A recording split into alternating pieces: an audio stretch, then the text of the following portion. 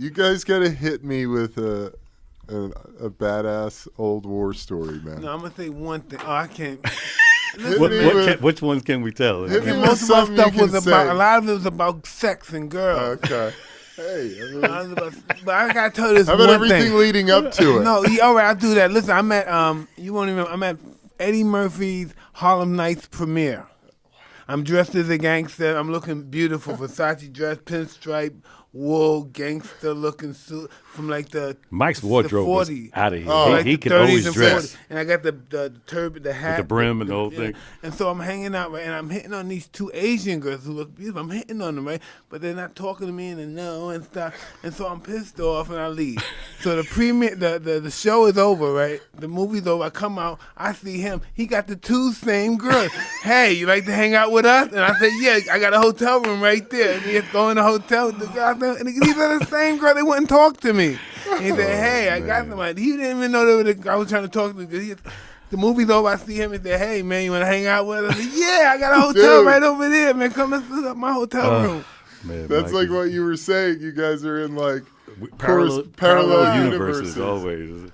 Man. What's that? When did that happen? You're talking to these two girls and they're not giving you any rhythm. Then you watch the movie, you come out the movie, you see your friend. Well, hey, you want to hang out with us? I said, yeah. I said, yeah. I remember, let me see, one of the stories I remember, there was a place called, was it Roxbury? Roxbury was L.A. In L.A., the L.A. club. And, at any given point, it would be, myself, Michael,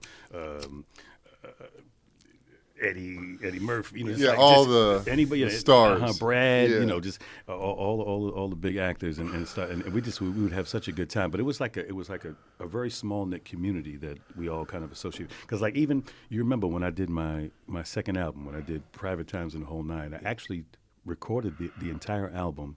I was working with, I think, Rick James and Eddie Murphy at the time. So I recorded at Bubble Hill at Eddie's. Eddie had the most beautiful mansion there. I remember with the that. studio and the bowling alley. Like you had the bowling alley. Yeah, he was pretty awesome. Yeah.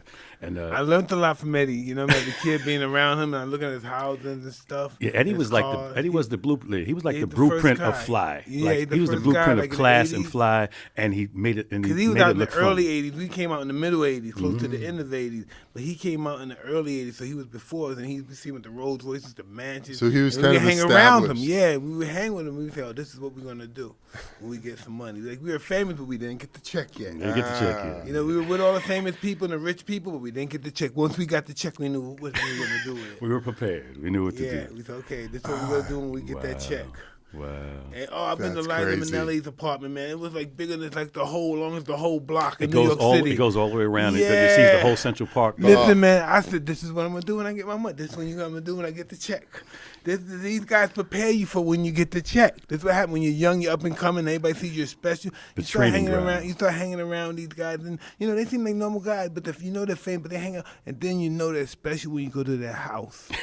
Yeah. So, oh shit! I remember This going is not a to normal motherfucker right here that be hanging out with us. Yeah, it's like you can get exercise just walking around the house, 20 acres, But I remember probably one of the most fascinating visits that I had. I think it was Christmas time or something, and I remember going to Mike Douglas and Catherine Zeta-Jones' place in New York, and it was the entire top floor of like one of the New York City buildings, and you look out and you see Central Park, what have you, and I was, and then we all, I think it was myself and, we all got in the piano. Catherine Zeta-Jones can sing.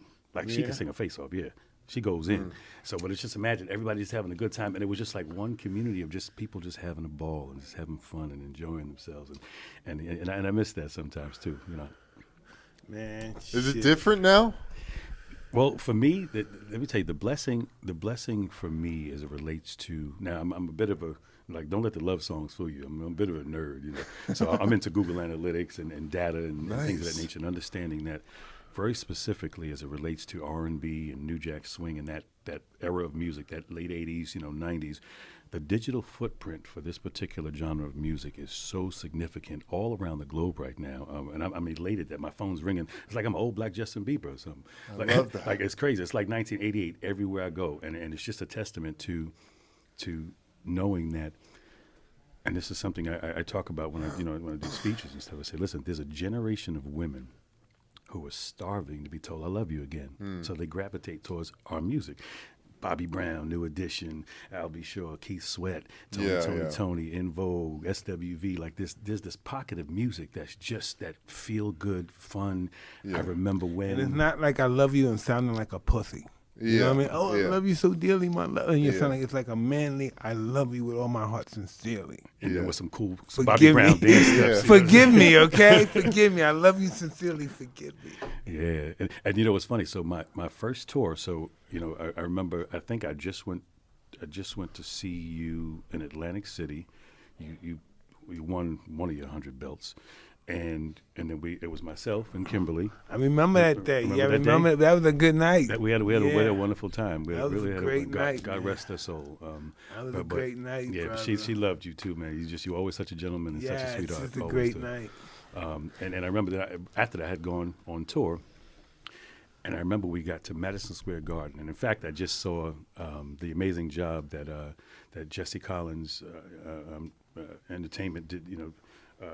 Did with the New Edition stories and the Bobby Brown story. Amazing story. So I remember they showed you on the show. Yeah. And I remember I think we sold out Madison Square Garden 4 nights in a row. Now imagine I'm this kid from Mount Vernon, from up the street, right outside of the Bronx. It's 4 square miles. And I would be in my room doing little dance steps, trying to copy, New Edition and watch them perform, and I really want to do that. I want to be on the Soul, the Soul Train Awards. I want to be on the Grammys. I want to be, and I would speak it into fruition, And I remember, so we finally hit the New York circuit of the tour, Madison Square Garden. That particular night, I think my album just went platinum, and so I decided to a surprise for my dear friend, and we got him a big platinum, and I brought Michael on stage. I remember this. I brought Michael on stage. Right now, mind you. This place was 22,000 people. 22,000. So we walk out, Mike walks out, and you could hear the rumble all the way in New Jersey. The people went nuts. Now you thought you would think that it was Al B. Shaw, Bobby Brown, and New Edition on the stage all at once. No, when Mike came out on the stage, they lost their mind. And it was the greatest thing to see, and he was just so humble. Mike has that walk. He's just like, oh, I'm just chilling, and so I found the photo. That's the one I just told you. I just found the photo of me and Mike holding the thing, and I'm all like, now I lost the weight again. I was gonna say before, I'm all skinny. And Mike, you should see, and of course, Mike is just like, it was crazy. So awesome. But it was just fun times like that. Just remembering, just back in the youth, and then we'd leave from there, and then I go to his training camp. Youth is a motherfucker, man. Youth, fuck, man. You're so lucky. Yeah. 21 years old. Yeah. Wow. It's crazy. Crazy.